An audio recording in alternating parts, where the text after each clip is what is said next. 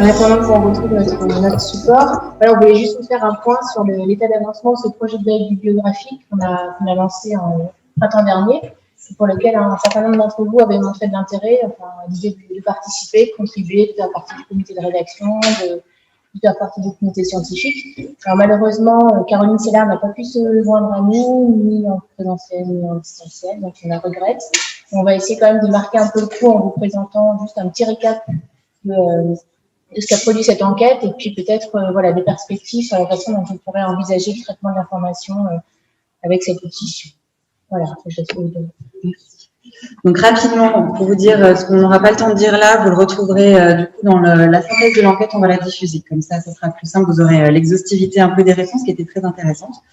Donc notre objectif, c'était dans un premier temps déjà de un peu redynamiser ce réseau de la FRC en proposant de nouveaux services et autour de cette réflexion autour d'une veille scientifique, de vraiment promouvoir l'utilisation des données de la recherche dans les pratiques professionnelles. Donc d'arriver à diffuser un petit peu plus voilà, les articles qui sortent, etc.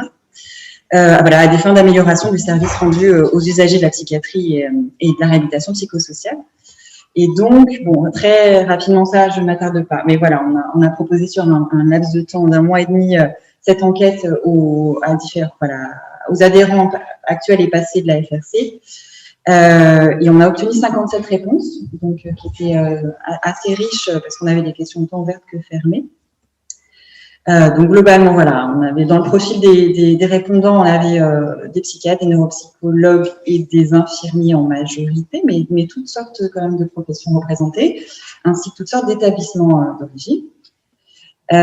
Et donc cette enquête, elle creusait tout d'abord quelles étaient les pratiques actuelles des répondants en termes de veille, en termes de recherche documentaire, en termes d'habitude, en gros.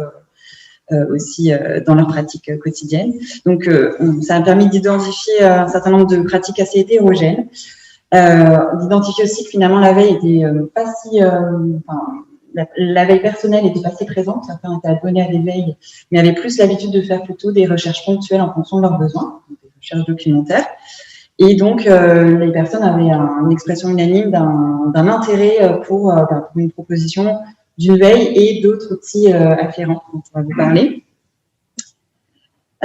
Donc voilà, on avait proposé, en fait, émis différents formats, proposé différents formats et d'autres ont été proposés aussi par les répondants.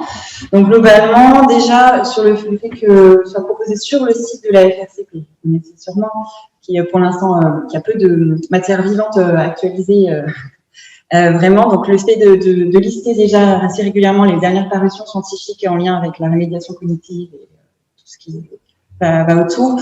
Voilà, 67% des répondants étaient très intéressés par ça.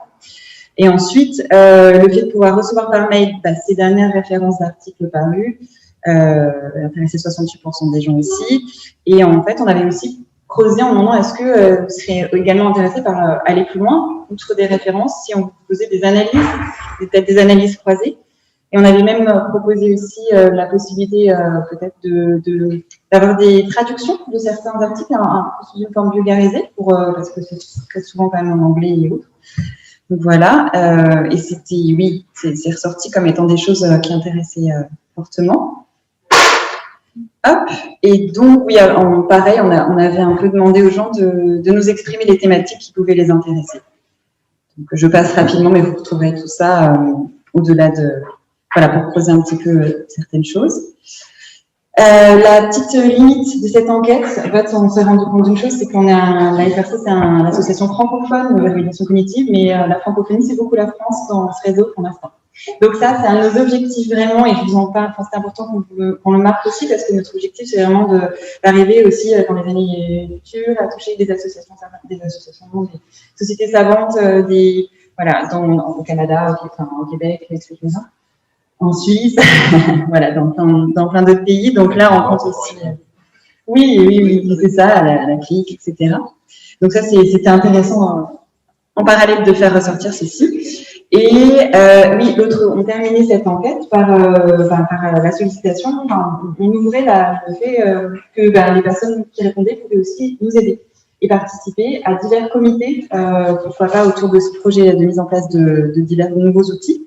Donc, pour le repérage d'articles, pour la rédaction aussi d'analyse d'articles, et aussi pour la partie de comité de lecture ou de comité scientifique. Donc, on a une 28 personnes, peut-être que vous en faites partie dans la salle, on voulait vous dire qu'on ne vous oublie pas. Enfin, je veux dire que on a besoin de vous et qu'on va vraiment, voilà, Caroline Sellard, on est tous les trois dans ce projet-là, Caroline Sellard, en ce moment, à quelques, voilà, mais du coup, ce projet-là, il est vraiment vivant encore, donc on va ressolliciter ces personnes-là. Si vous-même, vous êtes intéressé pour quelconque, voilà, participer avec nous, n'hésitez pas aussi à nous solliciter. Voilà, je crois que c'est tout. Oui, en bref. Bon, c'est un peu ce que j'ai dit, donc je vais pas passer plus de temps. Mais du coup, merci. Merci.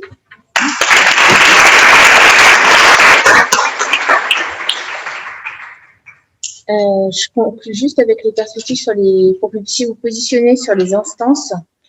Donc, on a voilà, des propositions qu'on aura à débattre avec vous sur le type d'études que vous souhaitez privilégier, évaluation d'impact, évaluation d'implémentation, analyse de faisabilité, revue de la littérature, cas clinique, tout ça, c'est des choses qu'on peut regarder. On peut creuser plus spécifiquement certains de ces catégories de production, enfin d'études.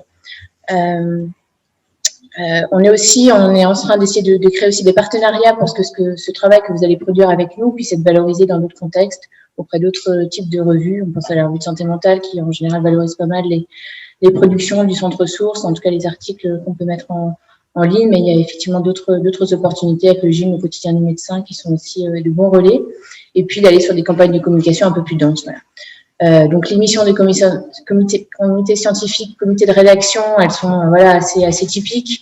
On vous laissera regarder un petit peu où vous pourriez vous retrouver voilà, le plus facilement en fonction de vos affinités. Les missions, engagement aussi, ce sera à débattre quand on sera tous constitués. Et puis voilà, on voulait juste questionner en dernière partie très vite l'abord des articles scientifiques. Est-ce qu'on pourrait l'imaginer en cas de ce dispositif? On avait pris comme exemple cette revue de la littérature que Nicolas évoquait plus haut, qui a quand même marqué l'année 2021, effectivement. Donc voilà, ce seraient les façons dont on pourrait la traiter, c'est-à-dire s'attarder sur les aspects méthodologiques, le type d'études, les critères d'inclusion, l'intervalle de confiance, enfin ces choses que vous connaissez, les répercussions sur la pratique. C'est pas du tout exhaustif, donc ça pourrait l'être beaucoup plus, et on compte sur vous sur ces aspects-là.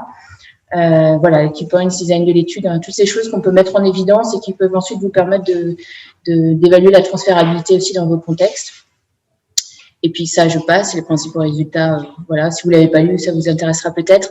Et je finis par le plan de veille qu'on a imaginé. Alors, il y a un certain nombre de concepts, de termes associés qu'on a essayé de répertorier en fonction des différentes études qu'on a pu étudier plus spécifiquement, donc en essayant de relever les mots-clés, etc. C'est pas non plus exhaustif. Et c'est vrai qu'on aura besoin de vous. Je pense qu'on peut aussi associer tout ce qui est remédiation autour des questions liées à l'alcool, etc. Voilà, on va faire ça. Donc, on compte sur vous. Donc, vraiment, n'hésitez pas à nous contacter. Vous avez notre adresse mail sur le centre ressources.